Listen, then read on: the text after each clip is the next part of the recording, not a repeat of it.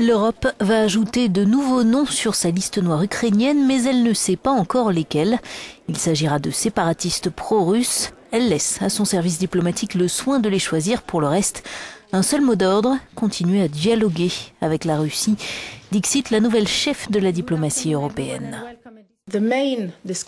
La principale discussion aujourd'hui avait pour but de voir comment relancer le dialogue, étant donné que la Russie est certainement une partie du problème, mais aussi une partie de la solution à la crise.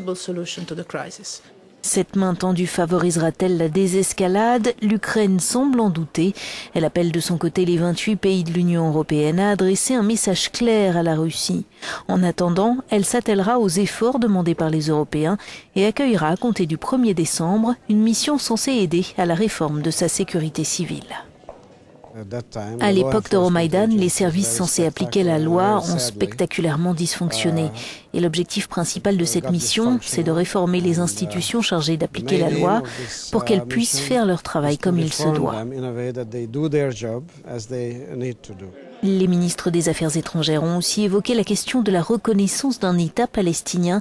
Jusqu'ici, seule la Suède a franchi le pas, mais la haute représentante a insisté sur le fait que l'essentiel était non pas la reconnaissance, mais l'existence d'un réel État palestinien.